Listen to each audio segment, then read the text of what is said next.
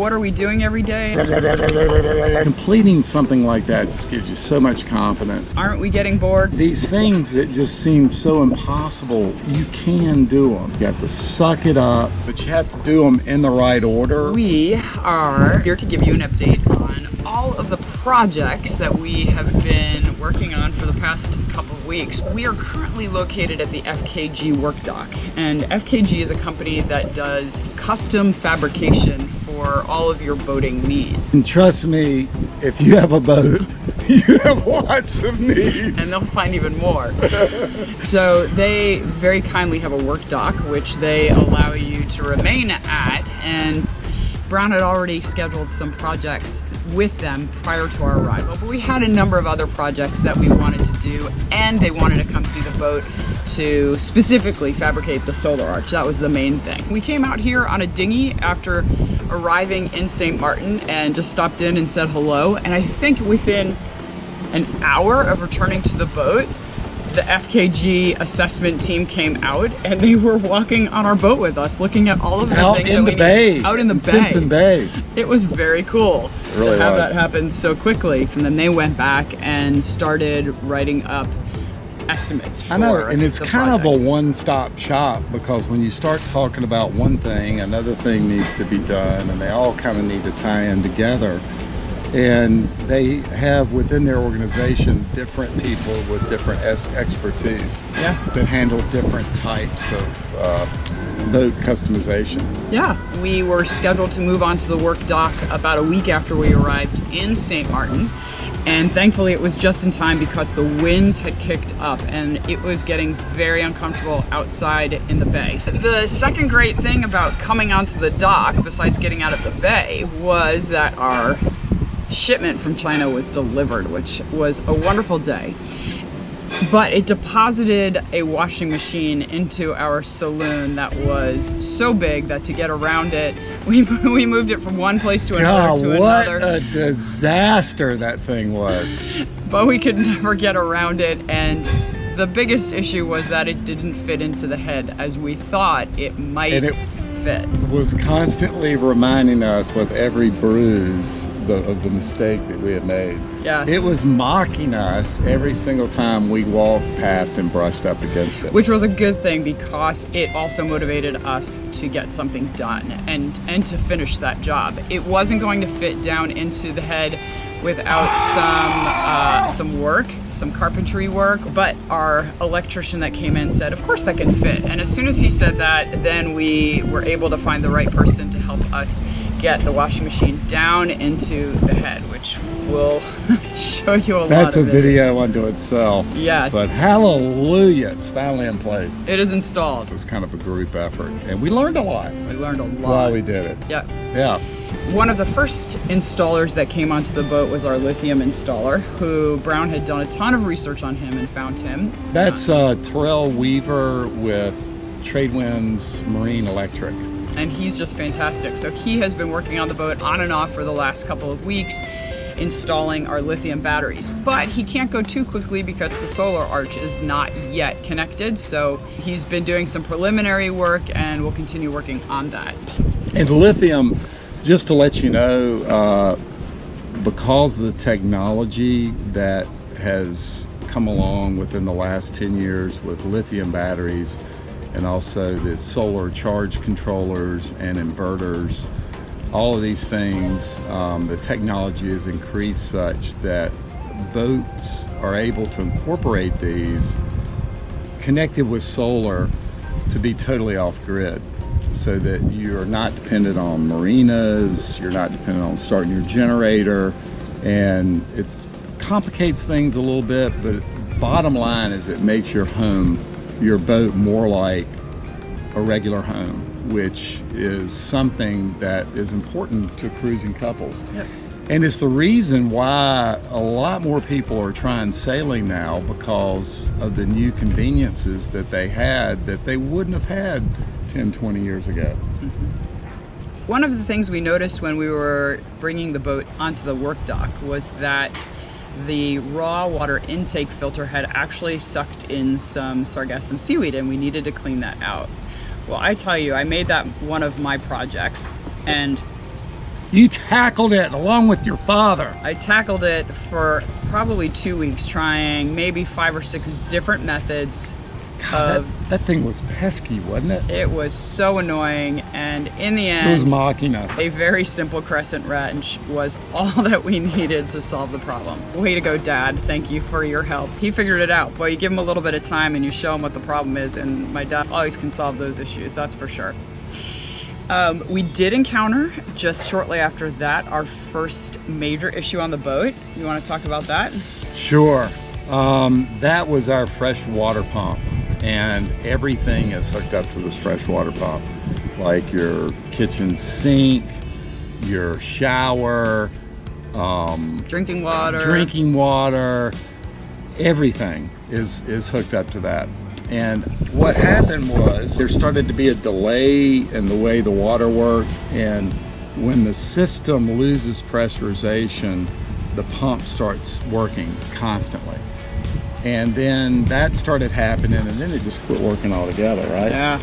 And finally we were just like, okay, let's go take a look at this thing. And it looked like a rust bomb went off. And the pressure switch, I know what a pressure switch is now, because it's the first thing to go out, was totally fried. I think water got in there, got shorted, the wires were fried, it was black on the inside, the entire pump ruptured with rust and everything. Anyway, toast.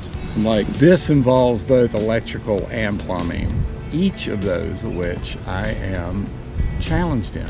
However, Brown Council and Eileen Council need to learn these skills, and the best way to do that is just to jump in there and do it. So the first time you do it, it's a little intimidating, but we got it all in there, and the thing works like a charm, doesn't it? Works great. You rock that one. You That know, was so good. that is just, completing something like that just gives you so much confidence and a base of knowledge that you can use for other things. And you realize that these things that just seem so impossible, you can do them. You have to just learn, you have to suck it up. It's a pain at times, you make mistakes, but working through it, you save money and you learn as you go. So ironically, these kinds of projects just pop up, it seems like literally every day, and you sometimes find them randomly, and sometimes they find you, like the water didn't work. So an example where we randomly found an issue was in our dinghy. When your dinghy starts to run out of gas, you just don't go to the gas station and refill the dinghy. It's a process, especially because our dinghy is new, and there has to be a certain ratio to the gas that's being put into the gas and the oil being put into the engine. So it took Brown probably half a day to get, you have to get a new gas container with all of the proper hosing and connections. And the connections, and each one of them is different. It depends on which engine you have. It is such a pain in the rear end. And sadly, the person who installed one of the bolts on it didn't screw it in enough, so the gas actually leaked while there was pressure from the sun coming onto it. So However, we found it was an easy fix. We just had to diagnose it. Yeah, it was an easy fix, but we had gasoline on the inside of our dinghy on the bottom, which we had to clean up. That's why you have degreasers. Look under your kitchen sink at home. How many degreasers do you have? We have 3, and we use all 3 of them for various things, don't we? Yes, but that just derails your other projects from happening, because you have to take care of that. That's an environmental issue. It's an urgent problem that needed to be solved, so we ended up getting that fixed. Another engine issue, that the inboard engines that you found, was that there was a little bit of oil leak on top. Yep, and I went around and talked to experienced people, and then one thing you have to do is just reach in there with your hands and start wiggling stuff around and find out what's loose. And it turns out, I think, that there is a hose that has some oil come through it. What it needs is that tight thread tape on it, which I bought, and just getting in there and fiddling around, the hose clamps were loose. The reason why things get loose is this thing vibrates. It just, the diesel engine, and so it's totally normal for things to come loose, and that's why you do an engine check every time you go underway. Another project we were working on is analysis of our anchor chain, and so we had to lay that out to see both the length and inspect its quality and whether that needs to be changed. Another project we were working on is buffing the gel coat, right? Heck yeah, and getting rid of the mildew on the rubber molding. You have to clean the gel coat before you can wax it, and some of it had to be buffed with compounds because of the oxidization that had built up. So you got to get rid of that before you wax it. And then you have to do the stainless steel, because if you don't clean the stainless steel, and it has this abrasive in it that keeps pitting, because once it starts pitting it will rust. The bad thing is I was like, I want to get this stainless steel looking really good, so I did that first and then started doing everything else. And so what do? We messed up the stainless steel again. Well, we've learned that lesson. So you not only have to do all these things, but you have to do them in the right order, or you cause more work for yourself. And it's always the first time when you figure out what that order is. And so next time I think it's going to go a whole lot quicker. Yeah. You also did some fuel testing. So our tanks, we've tested those, and thankfully our tanks are pretty clean healthy and pretty healthy after being in the tropics for 6 years. And the way we tested those is it has a valve at the bottom, so whenever water gets in your tanks, which is a big problem, it sinks to the bottom. And so this just drains it off. Very little water in there. And if you have a lot of water, and that's natural with condensation, even in a tank with no leak in it, just forming condensation, that causes bacterial problems. We've treated it. I don't think there is a problem. And that's a beautiful thing, yeah, unto itself. So, and it was just good to know that. A few other tasks as well. We had someone from the sales company come and measure and look at our needs for upholstery and cockpit and helm enclosures. So that was one half of a morning for measurement and talking through what we're going to get. If you're here for a month and a half, you can get so much done here, and do it with super competent people that do great work that don't charge a fortune. I mean, some of the prices we're being charged in Fort Lauderdale were double for cushions and helm enclosures. And these guys do great work. It's not like they don't do good work. Yeah.